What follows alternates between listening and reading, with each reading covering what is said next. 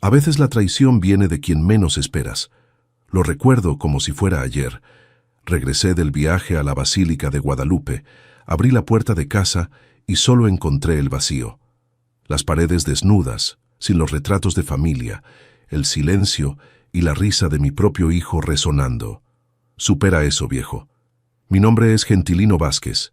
Tengo 72 años. Soy militar retirado del ejército mexicano y vivo. O por lo menos vivía en el pueblito de San Miguel de Allende, en Guanajuato. Tierra de nopal, maguey y gente honesta. Por lo menos la mayoría, porque la honestidad es algo que mi hijo Wendell no aprendió, a pesar de todos los ejemplos que le di en casa durante toda una vida. Si te está gustando esta historia, dale like y suscríbete al canal. Deja en los comentarios de dónde nos estás viendo y qué hora es cuando estás viendo esto. Todos los días hay una historia nueva aquí, en este canal. Sé que no es fácil escuchar a un viejo como yo desahogándose, pero créeme, lo que voy a contar puede servir de alerta para mucha gente buena que confía demasiado en su propia familia. Pasé 35 años sirviendo a la patria, siempre en primera línea. Empecé como soldado raso, después cabo, sargento, hasta llegar a subteniente. Nunca fui oficial de alto rango, pero me enorgullezco de haber sido un militar honrado, que nunca manchó el uniforme, ni traicionó los principios. Sudé la camisa en los entrenamientos en Chihuahua. Pasé noches en vela en las operaciones en la frontera con Estados Unidos. Perdí el nacimiento de mi hijo mayor porque estaba en misión en Oaxaca. Todo por el país, todo por el uniforme, todo por el honor. Cuando me jubilé pensé que finalmente tendría tranquilidad. La casita modesta que el ejército me concedió en San Miguel de Allende era mi refugio en la vejez. Un lugar sencillo pero honrado, donde podría ver a mis nietos crecer y contar mis historias del cuartel. Ya había perdido a mi esposa, doña Zuleima, que Dios la tenga, por una enfermedad renal que se la llevó hace casi 10 años, pero me quedaban los hijos, los amigos y los recuerdos de una vida dedicada a servir. Lo que no sabía es que mientras yo visitaba a la Virgen de Guadalupe, con la gente del grupo de la tercera edad de la iglesia, mi propia sangre me estaba apuñalando por la espalda y, lo peor, riéndose en mi cara después. Pero déjame contar bien esta historia, porque tiene más vueltas que serpiente en el desierto. Nací en el interior de Guanajuato, en un pueblito llamado Pedro Escobedo, hijo de don Raimundo Nonato, agricultor, y doña Severina, costurera. Éramos 7 hermanos, yo el tercero mayor. La vida en el campo mexicano nunca fue fácil, mijo. El agua era lujo, la comida era poca y el estudio era privilegio. Aún así, mi papá insistía en que todos supiéramos, por lo menos, firmar nuestro nombre. Hijo mío no va a ser marcado como ganado, decía. A los 18 años vi en el ejército una oportunidad de salir de esa vida de sequía e incertidumbre. Recuerdo el día que tomé la decisión. Acababa de perder toda la cosecha por el sol inclemente, y vi a mi papá sentado en el marco de la puerta, con la cabeza entre las manos, lloraba en silencio. Fue la única vez que vi a ese hombre fuerte derramar lágrimas. Al día siguiente, empaqué una mochila vieja con 2 mudas de ropa y tomé el primer camión rumbo a la Ciudad de México. La vida militar me dio disciplina, propósito y, sobre todo, estabilidad. Los primeros años todo fue muy difícil. El entrenamiento era demasiado pesado para un muchacho flaco del campo, pero me fui forjando en el sudor y la perseverancia. De recluta pasé a cabo en 2 años. Después vino el curso de sargento. Cada ascenso era una victoria personal. Cada nueva insignia en el uniforme era una medalla que le dedicaba a mi viejo papá, que lamentablemente no vivió para verme prosperar en la carrera. Fue en el ejército donde conocí a mi Zuleima. Ella era enfermera en el Hospital Militar de México, una muchacha de piel morena, ojos negros y una sonrisa que iluminaba cualquier ambiente. Nos casamos en 1978, una ceremonia sencilla en la capilla del cuartel. 2 años después nació nuestro primer hijo, Wendell. Después vinieron 2 más, Ednaldo y Marilia. Crié a todos con el rigor militar, sí, pero nunca faltó amor en esa casa. Zuleima era el equilibrio, la dulzura que templaba mi rigidez. Mi rutina era pesada. Me levantaba a las 5 de la mañana, estaba en el cuartel a las 6 en punto, y muchas veces solo regresaba a casa después de las 8 de la noche. Pasé por varias guarniciones por México. Serví en Tijuana, en Monterrey, en Veracruz. En cada transferencia, toda la familia iba conmigo. Los muchachos cambiaban de escuela. Zuleima dejaba amistades atrás, pero nunca se quejaban. Era el precio de ser familia militar. Nuestro matrimonio era de esos de antes. Respeto, compromiso, lealtad. Zuleima siempre fue una mujer de fibra. Cuando yo tenía que quedarme semanas fuera en alguna operación, era ella quien sostenía todo en casa, educaba a los hijos, administraba el poco dinero del sueldo y aún encontraba tiempo para trabajar medio tiempo en el centro de salud del barrio. Los mayores sacrificios que hice fueron por mis hijos. Recuerdo cuando Wendell, todavía adolescente, necesitó un tratamiento dental caro. O era eso, o mi motocicleta que usaba para ir al cuartel. Vendí la moto sin pensarlo 2 veces, y pasé un año yendo a trabajar en autobús, saliendo de casa 1 hora más temprano. Cuando Ednaldo quiso estudiar ingeniería, saqué de mi propio sueldo para pagar las colegiaturas, y para Marilia, mi Benjamina, ahorré durante 3 años para hacer la fiesta de quinceañera que tanto soñaba. Nuestro patrimonio fue construido ladrillo por ladrillo. Primero vino la casa propia a través del programa habitacional del ejército. No era nada lujoso. 3 cuartos, sala, cocina, un pequeño patio atrás donde Zuleima plantaba sus hierbas y yo cuidaba unas gallinas. Después logré comprar un terreno en Playa del Carmen, pensando en construir algo para temporadas, pero acabé vendiéndolo para ayudar con la universidad de Ednaldo. Cuando me jubilé en 2010, el ejército me concedió el derecho de permanecer en una casa funcional en San Miguel de Allende, donde estaba sirviendo en los últimos años de la carrera. Era una bendición, porque con el sueldo de subteniente jubilado no alcanzaba para comprar nada decente a esa altura de la vida. La casa no era mía oficialmente, pero tenía el derecho de usufructo vitalicio siempre que mantuviera las condiciones del inmueble. Todos los meses venía un inspector del ejército a verificar que todo estuviera en orden y yo me empeñaba en mantener todo impecable, como si fuera día de inspección en el cuartel. Fue en esa época que empecé a notar cambios en el comportamiento de Wendell. Ya tenía casi 30 años. Se había casado con Débora, una muchacha bonita, pero que solo pensaba en aparentar. Influencer, se decía. Vivía subiendo fotos en redes sociales, siempre con ropa cara y en lugares elegantes. No sé cómo Wendell financiaba ese estilo de vida, porque nunca tuvo trabajo fijo. Saltaba de chambita en chambita, siempre con algún esquema nuevo que iba a dar mucho dinero. Zuleima se preocupaba, pero yo decía que era solo una etapa, que pronto sentaría cabeza. Cuando mi Zuleima se enfermó en 2013, la enfermedad renal vino rápida e implacable. En menos de 2 años se fue. Fue el período más difícil de mi vida. Ni las dificultades del campo, ni los entrenamientos más duros del ejército me prepararon para perder a mi compañera. Fue Marilia quien más me dio fuerza en ese período. Ya casada y viviendo en Guadalajara, venía a visitarme siempre que podía. Ednaldo, trabajando como ingeniero en Ciudad de México, llamaba toda la semana. Y Wendell aparecía de vez en cuando, siempre pidiendo dinero prestado para algún negocio que nunca funcionaba. Las primeras señales de que algo estaba muy mal vinieron cuando Wendell empezó a preguntar sobre los documentos de la casa. «Papá, ¿dónde tiene guardada la escritura? Es bueno digitalizar esos papeles. No vaya a ser que se pierdan». Yo, ingenuo, le mostré dónde guardaba todo, en una carpeta azul dentro del armario de mi cuarto, junto con mis documentos de la reserva militar. También le conté, en una de esas conversaciones de padre a hijo, sobre la situación especial de esa casa, que era del ejército, pero que yo tenía derecho a vivir ahí hasta el final de mi vida. Le expliqué que después de mi muerte la casa volvería al ejército, pero que mi pensión se dividiría entre los 3 hijos.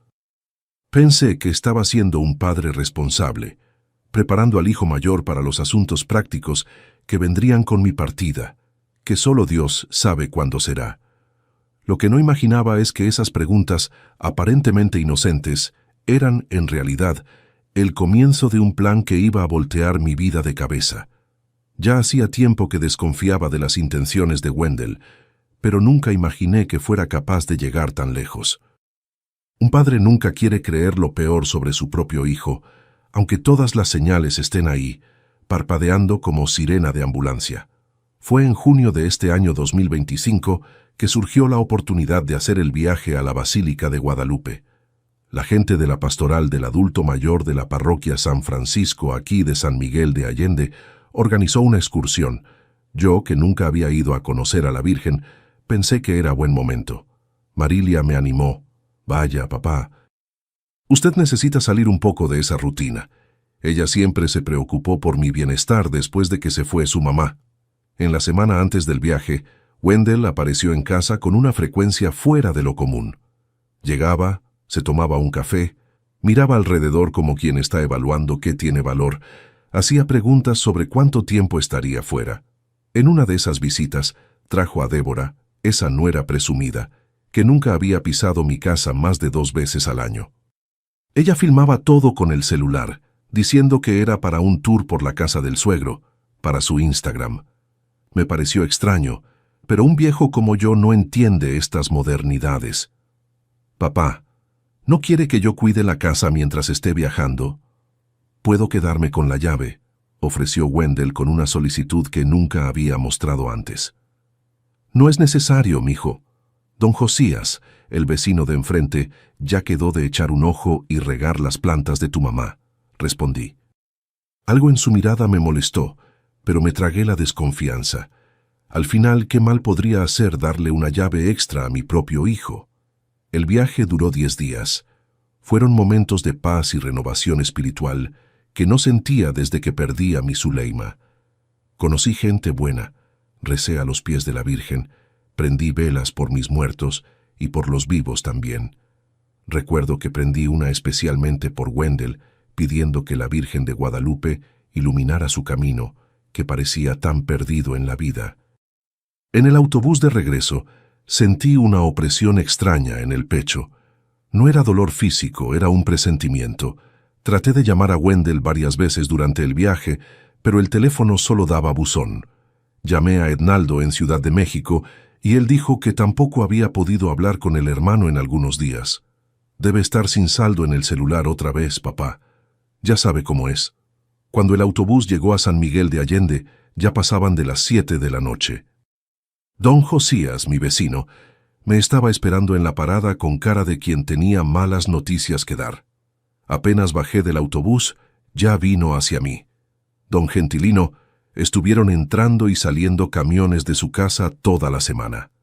Traté de hablar con su Wendell, pero me dijo que usted había autorizado una remodelación. Hasta trajo unos papeles con su firma. Se me heló la sangre. ¿Qué remodelación? ¿Qué firma? Pedí que me llevara en la moto del hijo de Josías hasta casa, con el corazón latiendo como tambor de guerra. Cuando llegué, lo primero que noté fue que el candado del portón era otro. La llave que tenía no servía. Salté el muro lateral con la agilidad que solo la desesperación le da a un viejo de 72 años, y lo que encontré fue como un puñetazo en el estómago. La casa estaba vacía, completamente vacía.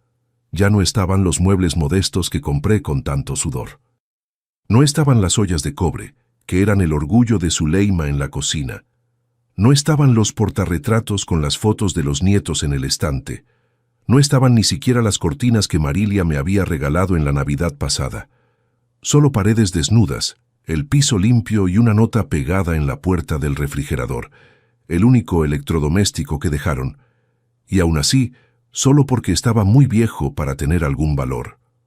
La nota era de Wendell. «Papá, necesité vender algunas de sus cosas para resolver unos problemas.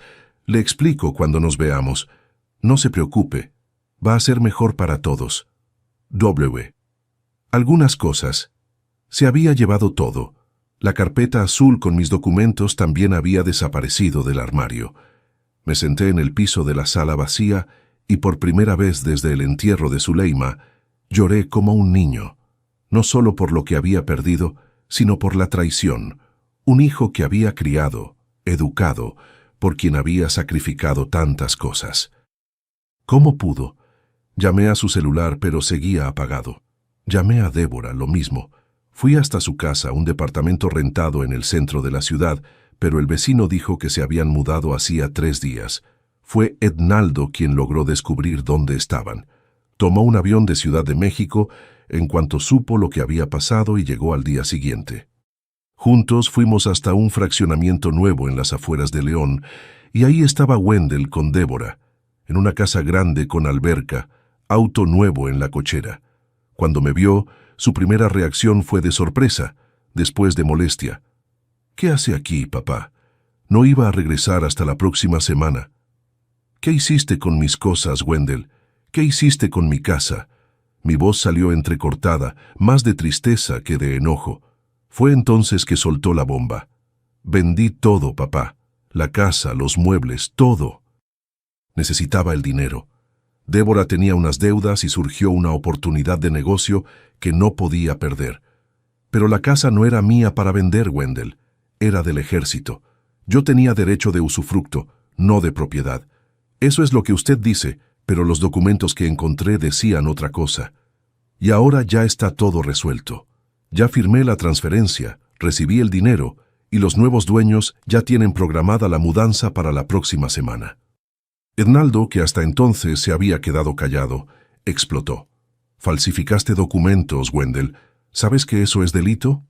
Wendell se encogió de hombros, como si estuviéramos hablando de una travesura de niño. «Que nada, solo agilicé unos papeles que ya estaban ahí. El viejo iba a morirse algún día, y esa casa se iba a quedar para el gobierno otra vez. Por lo menos así, aprovechamos lo que era nuestro por derecho».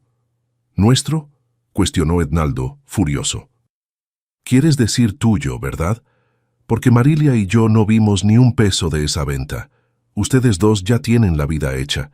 Yo siempre salí mal, siempre fui el hijo olvidado. Era mi turno de conseguir algo en esta vida». Fue ahí que Débora apareció en la puerta toda arreglada, celular en mano filmando. «¿Qué está pasando aquí? Estoy en medio de un live».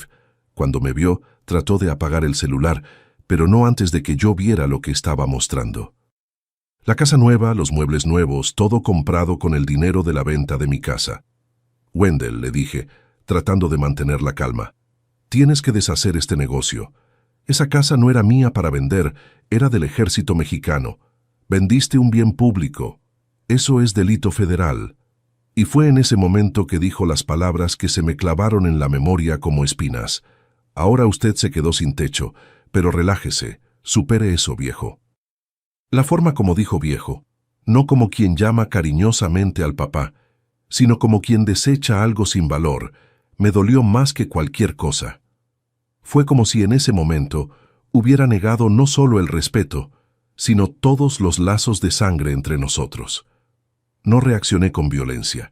Mi formación militar me enseñó que la peor batalla se gana con estrategia, no con furia ciega. Solo sonreí, una sonrisa triste de quien finalmente ve la verdad que estaba justo frente a sus ojos.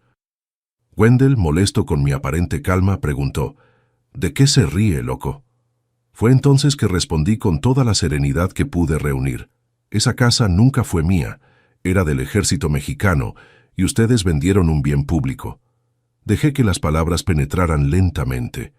Vi su cara palidecer conforme la ficha caía.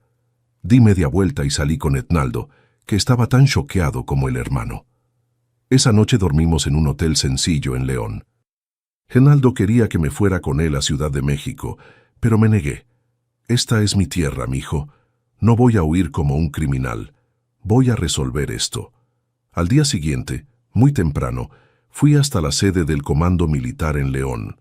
Ahí expliqué toda la situación al coronel Mendoza, que había sido mi superior en los últimos años antes de la jubilación. Le mostré las fotos que Ednaldo había tomado discretamente de la nueva casa de Wendell.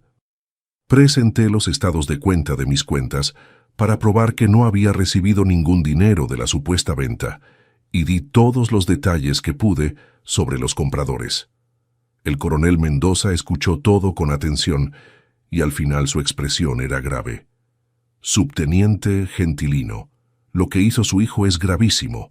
Falsificación de documentos militares. Venta fraudulenta de patrimonio de la nación. Esto va en serio. ¿Está seguro de que quiere proceder con la denuncia? Estamos hablando de su hijo. Tragué en seco. La pregunta pesó como plomo, pero respondí con la firmeza que aprendí en los años de cuartel. Coronel, si hay algo que el ejército me enseñó, es que la ley está por encima de los lazos de sangre. Lo que hizo mi hijo está mal y necesita cargar con las consecuencias. Si no le enseñé eso como ejemplo, tal vez la justicia le enseñe ahora. En los días que siguieron, descubrí más detalles del fraude. Wendell había usado mis documentos personales para forjar una escritura de propiedad de la casa. Convenció a un notario corrupto para que autenticara los papeles. Después, anunció la casa en un sitio de inmuebles como venta urgente, motivo viaje, y cerró el negocio en tiempo récord con una pareja de empresarios de Guadalajara que querían una casa de descanso en la región. Débora, por su parte, había acumulado más de 100,000 pesos en deudas con tarjetas de crédito, comprando ropa de marca y aparatos electrónicos para mantener la imagen de influencer exitosa en redes sociales. Estaban hundidos hasta el cuello, con agiotistas tocando la puerta. La venta de la casa, por un valor muy por debajo del mercado, dada la urgencia, sirvió para saldar esas deudas y dar el enganche de la nueva casa en León, además de comprar el auto nuevo que vi en la cochera. Todo esto mientras yo rezaba en la basílica, prendiendo velas por el futuro de ellos. Una semana después de mi denuncia, recibí una llamada del coronel Mendoza. Subteniente, el operativo será mañana temprano. Sugiero que usted no esté presente. Estas cosas pueden ponerse feas. Esa noche no pude dormir. Me quedé dando vueltas en la cama del pequeño cuarto que Ednaldo había rentado para mí en San Miguel de Allende, pensando en todo lo que había pasado. Parte de mí quería retractarme, llamar al coronel y cancelar todo. Al final era mi hijo, carne de mi carne. Pero otra parte, tal vez la que se forjó en los años de disciplina militar, sabía que necesitaba aprender una lección. A la mañana siguiente, a las 6 en punto, un operativo conjunto de la Fiscalía General con la Policía del Ejército tocó la puerta de la casa nueva de Wendell. Yo no estaba ahí, pero me enteré de todo después por Ednaldo, que siguió desde lejos. Wendell fue llevado a declarar junto con Débora. La pareja que había comprado mi casa antigua también fue citada. El departamento nuevo fue sellado para investigación del origen del dinero. El auto fue incautado, las cuentas bancarias bloqueadas. El mismo día, otro equipo fue hasta San Miguel de Allende y puso un sello en mi antigua casa. Los nuevos propietarios que estaban a punto de mudarse recibieron la noticia de que habían comprado un inmueble a través de una transacción fraudulenta. El escándalo corrió por el pequeño pueblo como fuego en pasto seco. Hijo del subteniente Gentilino, arrestado por vender casa del ejército, decía el titular del periódico local. La vergüenza era grande, pero mayor aún era mi dolor de padre. En la noche recibí una llamada. Era Wendell llorando como nunca lo había escuchado antes. «Papá, por amor de Dios, ayúdeme. Me están tratando como delincuente. Me van a encarcelar, papá». A Débora ya la soltaron, pero dijeron que mi caso es más grave, porque fui yo quien falsificó los documentos. Por un momento, mi corazón de padre casi flaquea, pero entonces recordé la casa vacía, la burla del «supere eso, viejo», y respondí con una voz que no reconocí como mía. «Wendell, tú tomaste tu decisión cuando decidiste traicionarme. Ahora necesitas enfrentar las consecuencias como hombre». Colgué el teléfono, me senté en la orilla de la cama y lloré. Lloré por el niño que una vez cargué en brazos. Lloré por el adolescente rebelde que traté de guiar. Lloré por el hombre que se convirtió en alguien que ya no reconocía.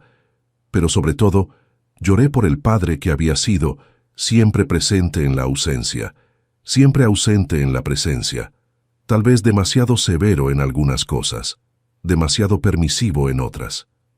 La justicia siguió su curso. implacable como una tormenta en el desierto. La investigación reveló mucho más de lo que yo imaginaba. No solo salió a la luz la venta fraudulenta de la casa, sino toda una red de pequeñas estafas que Wendell venía aplicando a lo largo de los años. Usando mi nombre y reputación como militar retirado, había conseguido préstamos en bancos, abierto cuentas falsas, hasta había rentado inmuebles que nunca pagó. La prueba que selló su destino vino de donde menos esperábamos. 3 días después del operativo policial, recibí la visita del teniente Ferreira, un joven oficial que trabajaba en el sector de patrimonio del ejército. Subteniente Gentilino, me dijo después de aceptar un café en la casa provisional donde me estaba hospedando. Encontramos algo que usted necesita ver. Abrió una carpeta y sacó un sobre manila. Adentro había copias de los documentos originales de la casa en San Miguel de Allende. Entre ellos estaba uno que llamó mi atención, un reporte de inspección firmado por mí 6 meses antes. ¿Se acuerda de este reporte?, preguntó el teniente. Por supuesto, respondí. Cada semestre el inspector del patrimonio venía a hacer inspección y yo firmaba confirmando el estado de conservación del inmueble. Pues bien, continuó, lo que su hijo no sabía es que estos reportes se digitalizan y se archivan por triplicado. Una copia se queda con nosotros, una va a Ciudad de México y otra al sistema digital del ejército. La firma suya en este documento, señaló mi rúbrica en el papel, fue comparada con la firma en los papeles que su hijo presentó en la notaría. Son completamente diferentes. Miré el papel con una mezcla de alivio y tristeza. Estaba ahí, claro como el agua, evidencia de que yo no tenía nada que ver con esa venta fraudulenta. Hay más, dijo el teniente sacando otro documento de la carpeta. Su hijo usó un sello notarial falsificado. El número de serie no existe en el sistema nacional. Fue una falsificación amateur, por cierto. ¿Y los compradores?, pregunté preocupado por la pareja que había sido engañada. Están cooperando con la investigación. Parece que desconfiaron de algunos detalles, como el precio muy por debajo del mercado y la prisa para cerrar el negocio. Pero su hijo presentó documentos que parecían legítimos. Van a perder el dinero. Probablemente recuperarán parte a través del seguro de transacción inmobiliaria que hicieron y el resto a través de proceso judicial contra su hijo. Pero no se preocupe por eso ahora, subteniente. El teniente Ferreira también me trajo una noticia que fue como un bálsamo para mi situación. El comando está consciente de su problema de vivienda y considerando sus años de servicio impecable y las circunstancias, están poniendo a su disposición un departamento funcional en León hasta que la situación se resuelva. Agradecí con la voz entrecortada. Nunca pensé que a los 72 años tendría que empezar de cero, pero por lo menos no estaría en la calle. A la semana siguiente, un operativo de la Fiscalía arrestó a los compradores por sospecha de participación en el esquema. Fueron llevados a declarar, pero pronto fueron liberados cuando quedó claro que también eran víctimas. El inmueble fue sellado y se convirtió en parte de un proceso judicial. Wendell enfrentó acusaciones graves: falsificación de documentos públicos, estafa, apropiación indebida, uso indebido de rango militar, pues llegó a presentarse como hijo de coronel en algunas transacciones. La pena podría llegar a 12 años de prisión. Débora no fue procesada directamente en el fraude de la casa, pero acabó involucrada en otro proceso cuando descubrieron que parte del dinero de los patrocinios que decía recibir como influencer era, en realidad, proveniente de esquemas de pirámide financiera que promovía en sus redes sociales. Todas sus cuentas fueron bloqueadas y perdió los pocos seguidores que tenía cuando el escándalo salió a la luz. Mientras tanto, me mudé al pequeño departamento funcional en León, llevando conmigo solo la ropa y algunos pocos objetos que Ednaldo había comprado para mí. Era empezar de cero, pero con la dignidad que siempre valoré. Marilia vino de Guadalajara para ayudarme en la adaptación al nuevo hogar. Trajo algunos recuerdos de familia que había guardado con ella. Fotos antiguas, la medalla de buenos servicios que recibí en el ejército, el rosario que era de su mamá, pequeños tesoros afectivos que me ayudaron a no sentirme tan despojado de mi historia. «Papá», me dijo una noche, mientras preparábamos una cena sencilla, «¿usted cree que Wendell va a ser encarcelado de verdad?» Suspiré profundamente antes de responder. «Hija, tu hermano violó leyes serias. No es solo por el dinero o la casa. Es por la falsificación de documentos militares, la mentira, la estafa. Si no responde por eso, ¿qué ejemplo damos? Pero es nuestra sangre, papá. Por más equivocado que esté, la sangre no justifica el delito, mija. Si no le enseñé eso con la educación, tal vez aprenda ahora con la consecuencia». La audiencia preliminar del caso fue programada para 2 meses después. Durante ese tiempo, Wendell quedó en arresto domiciliario con brazalete electrónico. Trató de llamarme varias veces, pero no contesté. No estaba listo. La herida aún estaba muy abierta. Fue Ednaldo quien sirvió de puente entre nosotros. De vez en cuando me daba noticias del hermano. «Papá». Wendell vendió el auto para pagar el abogado. Débora lo abandonó, regresó a casa de sus papás en Puebla. Él está realmente arrepentido, papá. Yo escuchaba todo en silencio, el corazón dividido entre el rencor y la compasión que todo padre, por peor que sea la ofensa, aún siente por el hijo. El día de la audiencia decidí ir, no para testificar. El Ministerio Público tenía pruebas más que suficientes, sino para mirar a mi hijo a los ojos, tal vez por última vez en mucho tiempo. El tribunal estaba lleno. Para mi sorpresa, varios antiguos compañeros de armas comparecieron en solidaridad conmigo. El coronel Mendoza estaba ahí, así como otros oficiales con quienes serví. Hasta algunos vecinos de San Miguel de Allende vinieron, don Josías entre ellos. La comunidad militar es así. Puede ser dura en la exigencia, pero no abandona a uno de los suyos en la hora de necesidad. Cuando Wendell entró a la sala, esposado y escoltado por policías, casi no lo reconocí. En pocos meses había envejecido años, flaco, barba descuidada, ojeras profundas. Nuestras miradas se cruzaron por un instante y vi algo que nunca había visto antes en él. Vergüenza genuina. El juez condujo la audiencia con eficiencia. Las pruebas fueron presentadas, testigos escuchados. El abogado de Wendell trató de argumentar que había actuado bajo presión financiera y que no tenía antecedentes penales, pidiendo clemencia de la corte. Cuando llegó la hora de la sentencia, el juez fue claro. El acusado Wendell Vázquez cometió delito grave contra el patrimonio público y contra la fe pública. La falsificación de documentos militares, en especial, es considerada una ofensa seria en nuestro Código Penal. Sin embargo, considerando la colaboración del acusado durante el proceso, su confesión y el hecho de ser reo primario, lo condeno a 5 años de reclusión, con posibilidad de progresión a régimen semiabierto después del cumplimiento de 1/6 de la pena. 5 años. Mi hijo pasaría 5 años en prisión. El peso de esa realidad cayó sobre mí como una losa. No sentí venganza o satisfacción, solo una tristeza profunda.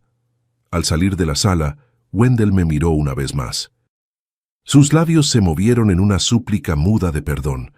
No respondí. Aún no podía. Las consecuencias para Wendell fueron más allá de la prisión. Perdió el auto que fue incautado. La casa nueva comprada con dinero de origen ilícito fue confiscada. El acceso a las redes donde también aparecía promoviendo productos fue bloqueado judicialmente. En cuanto a mí, el ejército cumplió su palabra. Una semana después de la sentencia, recibí las llaves del departamento funcional en León. Era pequeño pero cómodo. Un cuarto, sala, cocina, baño, todo lo que un viejo solitario necesitaba. El mismo día, me recibieron en la sede del Comando Militar del Centro para una pequeña ceremonia, donde reafirmaron su apoyo a un veterano que había servido con honor. Subteniente Gentilino, dijo el general de brigada que presidía la ceremonia. Usted es un ejemplo de lo que significa vestir nuestro uniforme. Aún ante la traición más dolorosa, la de su propia sangre, no dudó en hacer lo correcto. El ejército mexicano no olvida a sus hijos leales. Salí de ahí con la sensación de que por lo menos mi honor estaba intacto y en aquel momento era lo que más importaba para mí. A la mañana siguiente, tomé mi café en la pequeña terraza del nuevo departamento. A lo lejos, podía ver las montañas de Guanajuato. El sol nacía tiñendo el cielo de rojo y dorado. Era un nuevo día, un nuevo comienzo. Tomé un sorbo del café, sintiendo su sabor amargo y reconfortante, y por primera vez en mucho tiempo sonreí. No una sonrisa de alegría plena, sino de quien encontró una paz inesperada después de la tormenta. La justicia había sido hecha, no como yo habría deseado, pues qué padre desea ver al hijo en la cárcel, pero como necesitaba ser hecha, y ahora quedaba seguir adelante con la dignidad que siempre fue mi norte en la vida. Ya han pasado casi 6 meses desde que todo pasó. El tiempo, ese viejo camarada que no espera a nadie, va curando las heridas poco a poco, como el sol que seca la tierra después de la lluvia fuerte. Aquí desde mi departamento en León, veo la vida seguir su curso. Las montañas siguen ahí, imponentes y eternas, indiferentes a los dramas humanos que se desarrollan en sus faldas.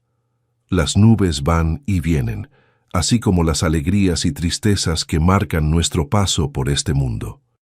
He reflexionado mucho sobre todo lo que pasó, sobre las decisiones que tomamos, yo como padre y Wendell como hijo, sobre cómo construimos nuestros caminos ladrillo por ladrillo y cómo podemos ver todo derrumbarse en cuestión de días.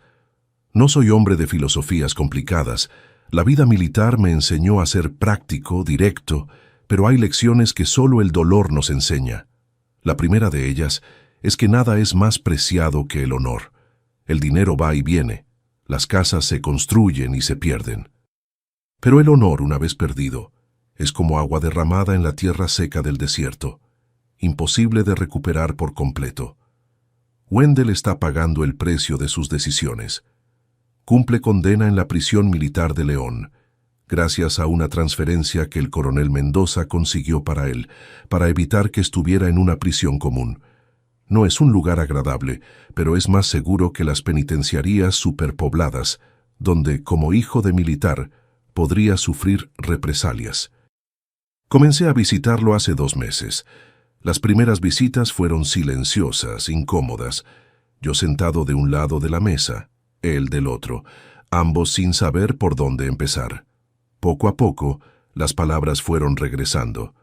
Nunca hablamos directamente sobre lo que pasó.